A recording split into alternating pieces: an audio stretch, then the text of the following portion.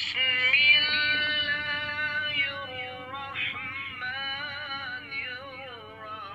اللہ الرحمن الرحیم اللہم صلی علی محمد و آل محمد وعجل فرجہم۔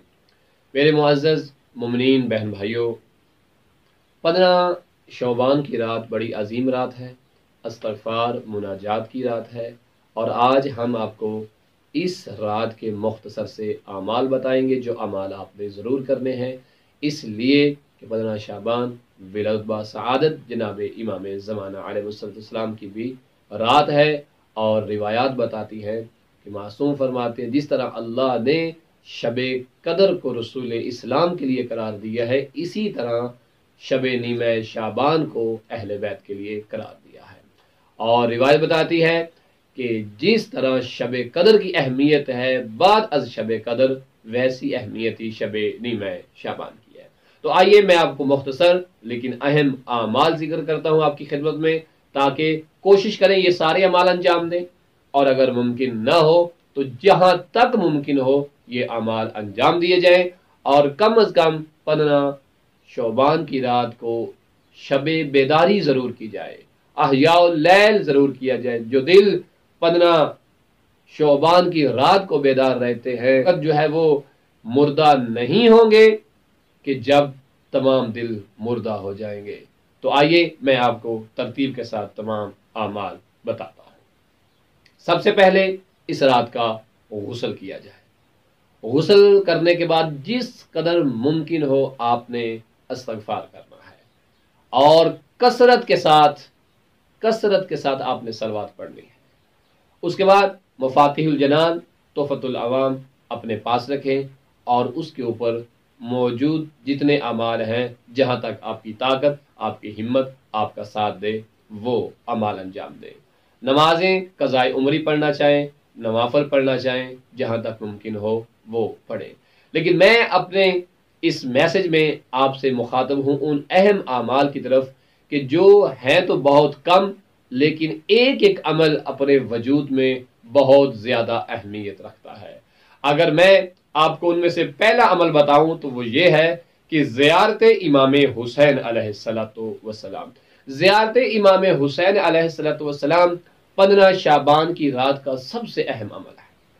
اگر زیادہ ممکن نہ ہو آپ کے لیے کوئی لمبی زیارت پڑھیں تو کم از کم اپنے گھر کے صحن مکان کی چھت پر جہت قبلہ یا جہت کربلا ہو کر اتنا ہی کہہ دیجئے گا کہ السلام علیک یا ابا عبداللہ، السلام علیکم ورحمۃ اللہ وبرکاتہ۔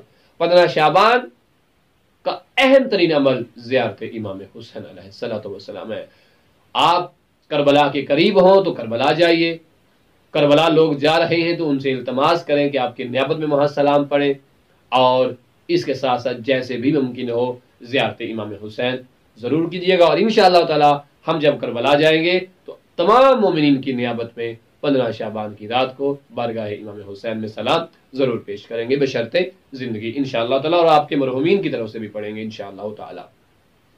اس کے بعد جو عمل آپ نے رات کو انجام دینا ہے، شب بیداری، پوری رات جاگنا ہے، اور کوشش کرنی ہے کہ موضوع جو آپ کا ہو پوری رات، جب آپ نمازیں پڑھ چکے، صلوات پڑھ چکے، استغفار کر چکے، تو موضوع آپ کا ذات گرامی سرکار امام زمانہ علیہ السلام ہی ہونا چاہیے۔ امام کی دعاؤں کے متعلق بات کی جائے، امام کی سیرت کے بارے میں بات کی جائے، اور امام علیہ السلام کے جو آنے والے اہداف ہوں گے جب آپ ظہور فرمائیں گے وہ کیا ہیں ان پہ بات کی جائے۔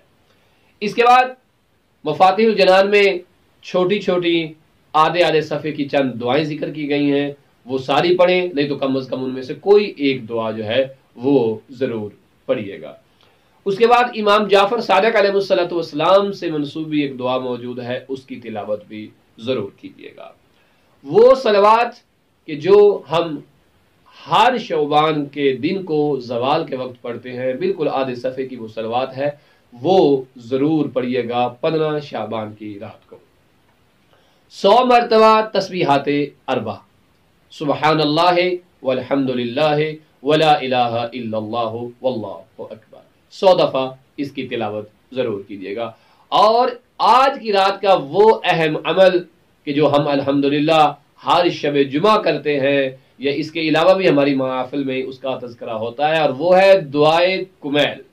دعائے کمیل کی جو سب سے بڑی خصوصیت ہے وہ یہ ہے کہ اسی رات کو ہی یہ دعا پڑھنی چاہیے، اسی رات کے ساتھ ہی یہ دعا منسوب ہے، کیونکہ استغفار، مناجات، پروردگار کی بارگاہ میں التجا کرنے کی رات ہے، اور آپ جانتے ہیں کہ دعائے کمیل کا انداز، مولا کا بیان، وہ الفاظ، وہ ترتیب، وہ التجا خداوندی عظیم بارگاہ میں جس طرح سے امام نے ہمیں سکھائی ہے، تعلیم دی ہے، وہ دعائے کمیل اسی رات کے ساتھ منسوب ہے۔ آپ ہر روز پڑھ سکتے ہیں، شب جمعہ، روز جمعہ، مہینہ، سال اور مسلسل پڑھ سکتے ہیں، لیکن اس رات کو اس دعا کو خصوصیت حاصل ہے۔ اصل وجہ اس دعا کی، اس کا ذکر کرنا، تلاوت کرنا اسی رات کے ساتھ مخصوص ہے۔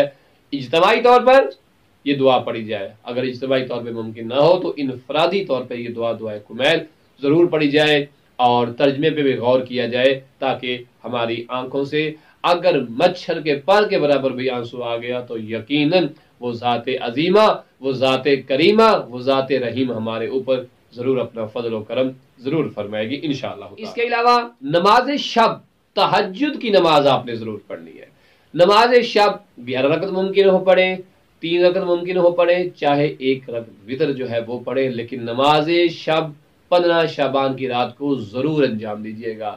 اور نماز جعفر طیار، جس کا انشاءاللہ کس طرح سے پڑھنی ہے یا کس طرح سے پڑھی جا سکتی ہے، اس کو بھی ہم انشاءاللہ اس کا لنک ڈسکرپشن کے اندر ڈال دیں گے، اور آپ سید ثقلین نجفی یوٹیوب پر بھی جا کر ملاحظہ کر سکتے ہیں، یا شیعہ کڈز ٹی وی پر بھی جا کر ملاحظہ کر سکتے ہیں کہ وہاں ہم نے کس قدر آسان طریقے سے نماز شب کا طریقہ بیان کیا ہے، اور نماز جعفر طیار کا طریقہ بیان کیا۔ نماز جعفر طیار آپ نے ضرور پڑھنی ہے، اور وہ 4 رکعت نماز ہے جو 2 کر کے آپ نے پڑھنی ہے۔ جس طرح بھی ممکن ہو نماز جعفر طیار ضرور پڑھیے گا، پروردگار آپ کو صحت اور سلامتی دے۔ اس کے علاوہ دیگر اعمال بھی موجود ہیں جو کتابوں میں تحفۃ العوام، مفاتیح الجنان اور دیگر اعمال کی کتابوں میں موجود ہیں، ان کو انجام دیجیے۔ لیکن یہ جو چند اعمال میں نے گنے چنے آپ کی خدمت میں نقل کیے ہیں، جسے ہمارے زبان میں کہا جاتا ہے کہ جو موٹے موٹے اعمال آپ کو بتا دیے گئے ہیں، ان کو آپ انجام ضرور دیجیے گا۔ اپنی دعاؤں میں ہمیں بھی یاد رکھیے گا، ہمارے والدین، ہماری بیوی بچوں اور سب کو، مومنین مومنات کو بھی یاد رکھیے گا، اور بالخصوص اپنے مرحومین کو آج کی رات ضرور یاد رکھیے گا۔ اپنا بہت سارا خیال رکھیے گا۔ پروردگار ہم کو، آپ کو، ہم سب کو امام زمانہ کی سیرت سمجھنے اور آپ کا ظہور کس طرح سے ہونا ہے، یہ معلومات، یہ تعلیمات سمجھنے کی توفیق عطا فرمائے، اور امام زمانہ کے اصحاب و انصار میں ہمیں جگہ عنایت فرمائے۔ انشاءاللہ تعالی زندگی رہی تو پھر ملاقات ہوگی۔ اپنا بہت سارا خیال رکھیں۔ فی امان اللہ، وصلی اللہ علی محمد وآل محمد۔